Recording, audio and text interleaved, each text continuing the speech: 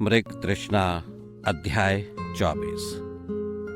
गुरु, ये सब क्या हो रहा है? प्रोफेसर गंगवार के पर्सनल रूम से सामान कौन ले जा सकता है? मिंथ विचार मग्न है। वो राजीव के शब्दों पर बिल्कुल भी ध्यान नहीं देता। गुरु, आप कुछ परेशान दिख रहे हैं। राजीव ने फिर से पूछा। राजीव, जो मैं सोच रहा हूं क्या तुम भी वही सोच रहे हो? मिंथ ने पलटकर प्रश्न किया। क्या? जो व्यक्ति स्लैब से सारा सामान उठाकर ले गया है, उसने इस कंप्यूटर को यहां पर क्यों छोड़ दिया है, जबकि कंप्यूटर काफी अधिक मूल्यवान है? गुरु, मतलब क्या है आपका? सोचो राजीव, दिमाग पर जोर डालो। अरे हां, इधर तो मेरा ध्यान ही नहीं गया गुरु। लेकिन मेरा ध्यान गया है। राजीव, प्रोफेसर के रूम से कुछ सामान चोरी अवश्य हुआ है, लेकिन शायद तुम भी इस बात से सहमत होगे कि वही सामान चोरी हुआ है जो सामान हमारे काम का नहीं था। पर गुरु, ये कैसे कहा जा सकता है कि वो सामान हमारे काम का नहीं था? हां, ये आवश्यक तो नहीं है, पर अधिक संभावना इसी बात की है। गुरु, तुमने बताया नहीं कि अचानक से कंप्यूटर उठाने का ख्याल दिल में कहां से आया? राजीव, जो मैं इस समय सोच रहा हूं वो सच हो भी सकता है और नहीं भी, पर एक संभावना है बस। पर संभावना क्या है? पहले रूम पर चलते हैं। ओके गुरु।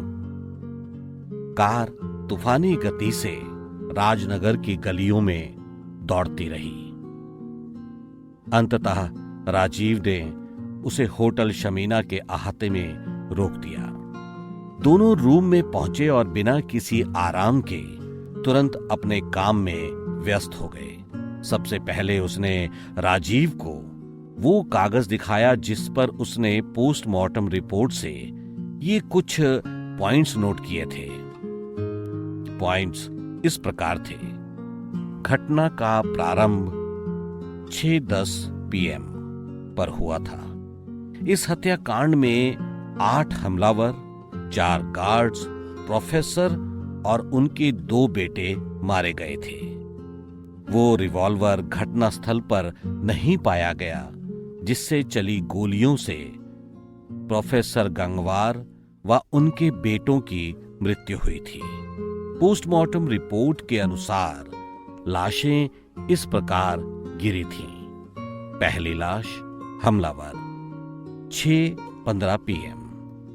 दूसरी लाश सिक्योरिटी गार्ड 6:17 PM। तीसरी लाश हमलावर 6:19 PM। चौथी लाश हमलावर 6:20 PM। पांचवी लाश हमलावर 6:22 PM।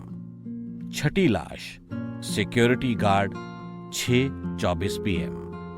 सातवीं लाश हमलावर 6:25 PM। आठवीं लाश हमलावर 6:26 PM। नवीं लाश सिक्योरिटी गार्ड 6:35 PM। 11वीं लाश हमलावर 6:37 PM। 12वीं लाश पहला बेटा 6:27 PM। 13वीं लाश दूसरा बेटा 6:37 PM। 14वीं लाश प्रोफेसर हंस गंगवार 6:39 PM। 15वीं लाश सुरक्षा गार्ड 6:39 PM। राजीव ने कागज को ध्यान से देखा। इसमें 3 लाशें ऐसे समय पर गिरीं जबकि समय का अंतर 10 मिनट है।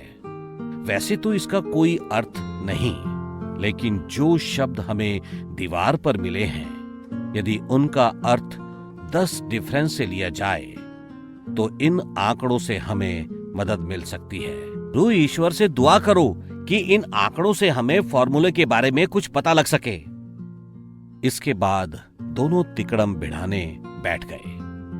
राजीव राय और मनोज मिंथ पूरी तन्मयता से कंप्यूटर से उलझे हुए थे। उन्हें ये काम करते हुए 5 घंटे हो चुके थे, लेकिन अब तक सफलता मिलना तो दूर की बात, उन्हें आशा की एक किरण भी नजर ना आई। 10D को सार्थक करने के लिए दोनों स्वयं ही अर्थहीन नजर आने लगे। बार बार कुछ सोचते और फिर अपना काम करने लगते, लेकिन प्रत्येक बार जाना उलझ जाना जैसे उनकी नियति सी बन गई थी। पसीने की बूंद बार बार उनके चेहरों को भिगा रही थी, लेकिन वो आशावाद की प्रतिमूर्ति बने हुए हार मानने को तैयार नहीं थे।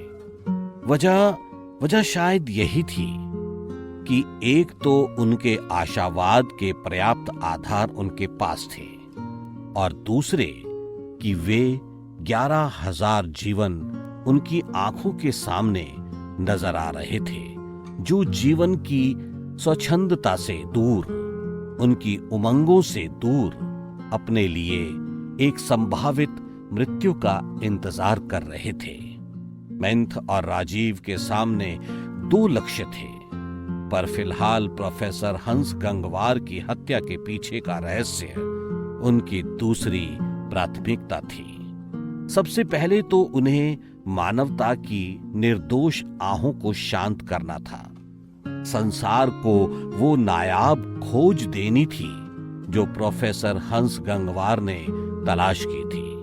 दोनों इसके लिए एक ऐसी संभावना पर परिश्रम कर रहे थे जिसका होना या ना होना निश्चित नहीं था, पर शायद ये उनकी मजबूरी थी, क्योंकि मेंथ के जीवन में ये पहला केस था जिसमें वो किसी ठोस सबूत के लिए भी तरस कर रह गया था, पर वो अपना पूरा प्रयास कर रहा था।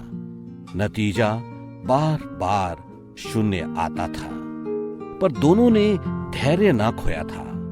और मेंथ के बारे में तो यही कहा जाता था कि परिस्थितियां जितनी ज्यादा कठिन होती हैं, वो उतनी ही तीव्रता से उसे हल करता है। अंततः मेंथ ने एक वेबसाइट का नाम सुझाया। एक बार पुनः दोनों एक उम्मीद लेकर व्यस्त हो गए। कंप्यूटर पर वेबसाइट लिखने के बाद इस बार मेंथ का एंटर करना व्यर्थ ना गया था। दोनों पहले तो डेस्कटॉप की सामग्री को 5-10 मिनट तक ध्यान से देखते रहे और फिर खुशी से उछलने लगे। स्क्रीन पर जो भी था वो एक बड़ी सफलता थी। सामने प्रोफेसर हंस गंगवार के फॉर्मूले नजर आ रहे थे। वे दोनों खुश अवश्य थे, लेकिन सतर्क और चौकन्ने। और शायद यही कारण था कि एक धीमी सी आहट जो खिड़की की तरफ से आई थी उनसे छिप न सकी।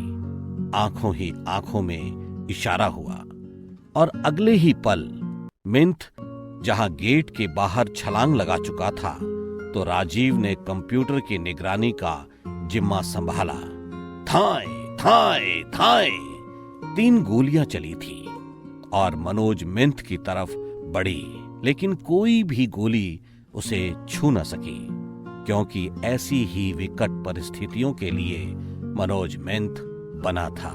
CBI officer Manoj month. इससे पहले कि मेंथ संभलता, उसे अपने से करीब 150 मीटर दूर एक साया दिखाई दिया, जो उस समय एक काले रंग की कार में लगभग सवार हो चुका था। मेंथ ने एक फायर भी किया, लेकिन तब तक वो साया आगे निकल चुका था। अब इस घटना ने उसे एक नई सोच में डाल दिया। वो कौन था? उसका मकसद क्या था? फॉर्मूला या हमारी हत्या? क्या वो उन्हीं का साथी था जिन्होंने प्रोफेसर का कत्ल किया है? उसे ढेर सारे जवाब तो खोजने थे, पर फिलहाल उसे संतोष इस बात का था कि वो आधा सफर तय कर चुका है। अध्याय 24 समाप्त होता है।